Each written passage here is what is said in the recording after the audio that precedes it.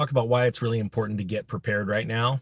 I have not done a preparedness video in a long time, but I want to talk about this escalation the other night with a ton of aircraft refueling, planes leaving America all at the exact same time.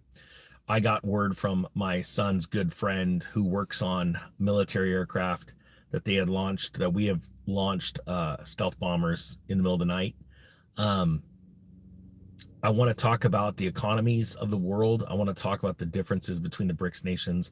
And then I want to tell you about a night that I almost died. And I'm going to talk about having this thing in my car, which I think I've, in the last 3 years, I've sort of put aside preparations. And I have warned about interest rates going up, trade wars that are about to come in.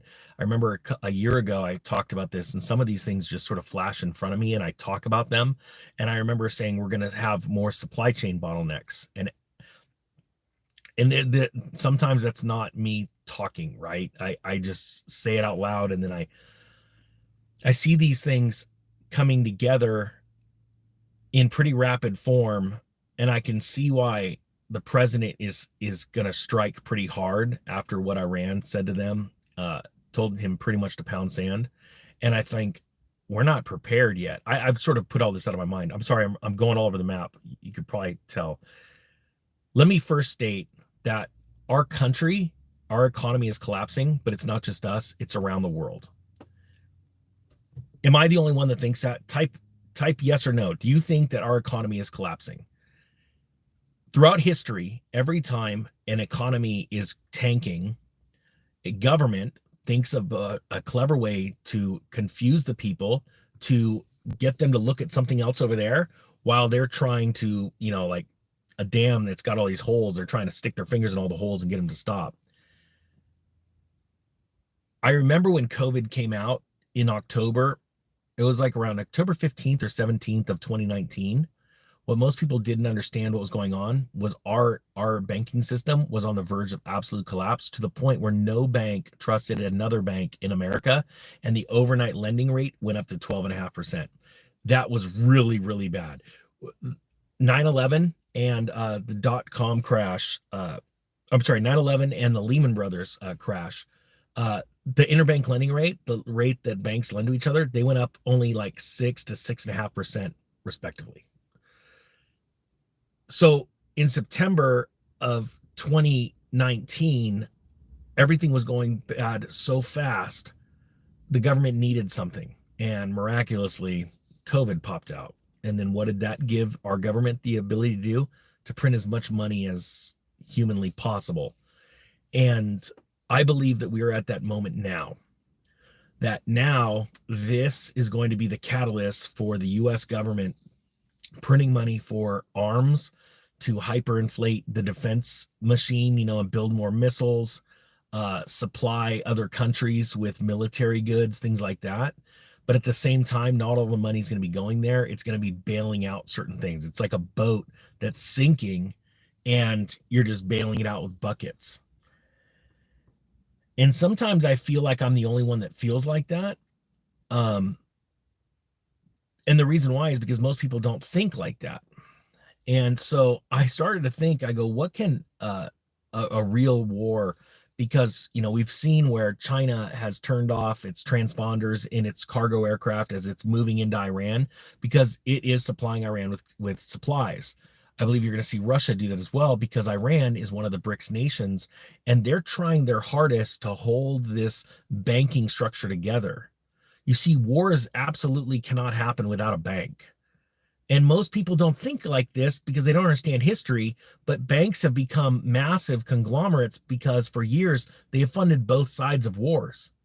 They love when wars happen. That's why you see Lindsey Graham and all these other warmongers wanting to start wars, because they all get paid. I think there's too many people in our nation and around the world that still look at politicians as humans. They're not. They're different. They have the ability to print money and do anything they want, and slowly but surely they're lording over all of us. And one thing that we need to do is be prepared and not, and I'm going to bring this up because I had a night where as a firefighter, there's a handful of nights where I'm like, hey, I'm going to die. And I think a lot of us as police officers, firefighters, especially in the military, we have those nights. If it, say, yeah, that's me in the comments below if you've ever had one of those nights, like, or maybe you've just caught yourself. I I had this little emergency sleeping bag in my car this summer or this winter, and I was caught in a snowstorm, and it came on quick, and the highway was shut down, and there wasn't very many people out there.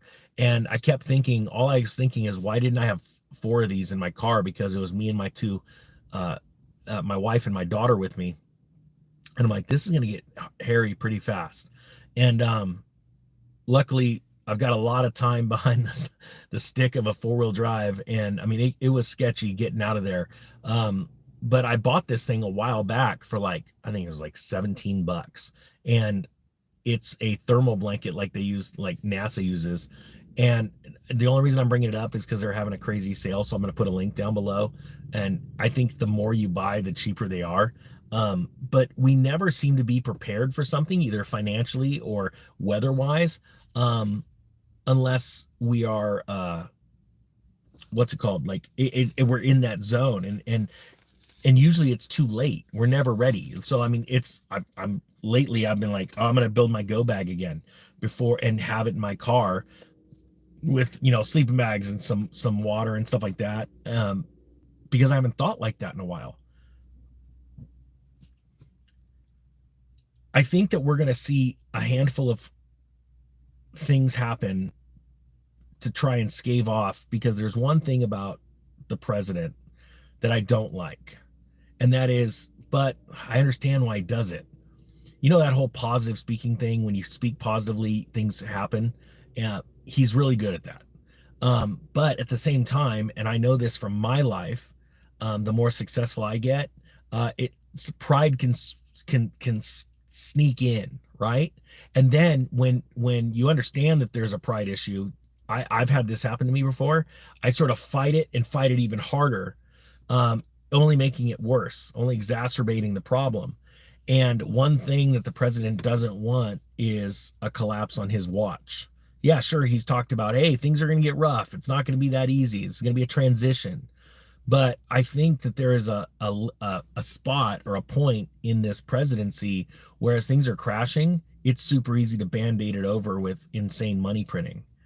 And I hope I'm wrong, but I have a feeling that this escalation can lead to congressional action to print money, to band-aid things, only to push it off to the next guy, which, again, I believe we will see high rates of inflation. If he's able to pressure Jerome Powell out of the Federal Reserve chairman spot and get somebody else in that will do his bidding for him and lower rates, we're going to see housing hyperinflation. Matter of fact, we're going to see all kinds of hyperinflations. But the sad thing is, most people don't understand about hyperinflation. Sure, your stock market goes up. Sure, housing goes up. But you know what also goes up? Neither of those mean anything unless you're going to sell, first off.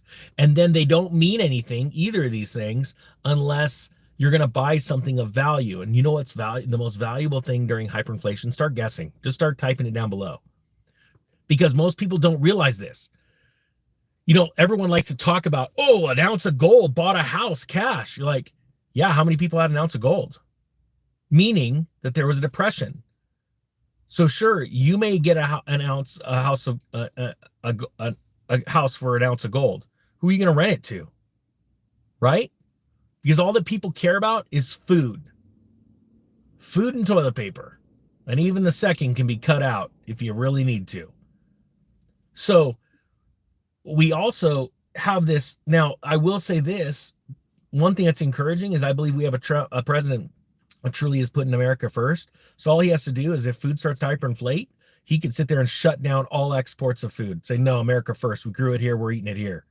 And he's already started in a way by taking away Chinese owned farmland, which is 100% yes. You need to outlaw the ability. No country, in type 10 if you agree, no country shall own American farmland. It should be illegal. That is our land. You remember that song? This land is your land. This land is my land. It's not Mexico's land. It's not China's land. That's right. That's how the song should go. It's our land. If we decide we want to ship food off and we want to make money, cool, as long as our food costs are low.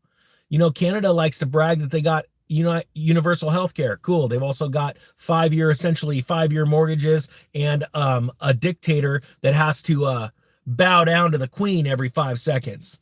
My point being is that I don't care about your universal health care. I care that, can you actually survive and thrive? Surviving's one thing. Let's get to the other side of this, and that's thriving. And I think every single one of us should be buying a little bit of farmland. Every single one of us should have a fruit stand. Every single one of us should have the ability to not only be self-sufficient, and this is why I bring this stuff up. Start thinking about those prepper bags. This isn't a fear thing. This is a knowledge thing. You know what? When you have, let me ask you this.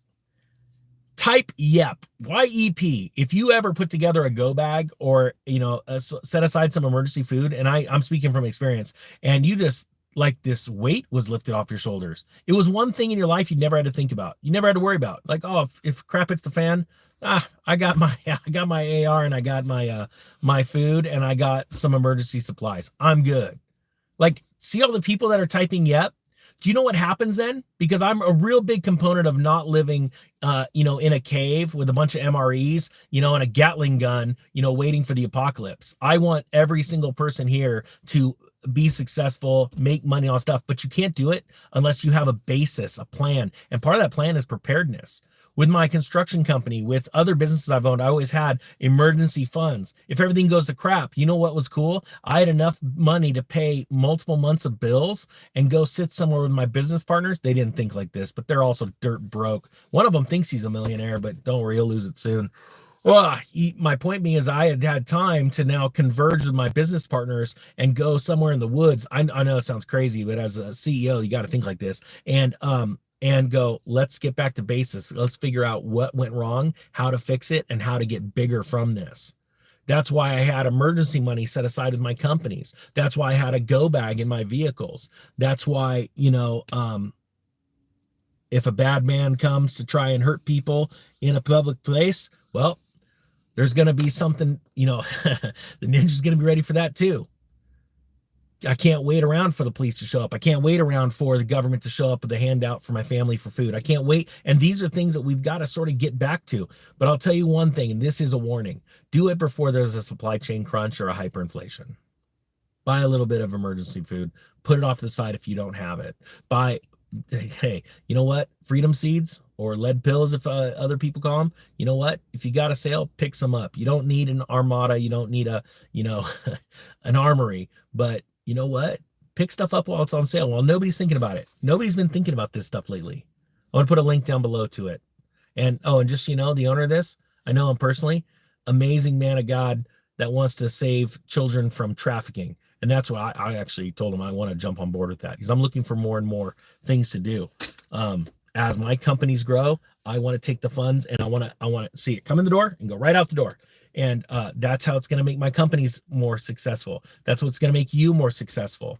So anyway, I'll let you guys go. I'm going to go work out. Hopefully you have a great day.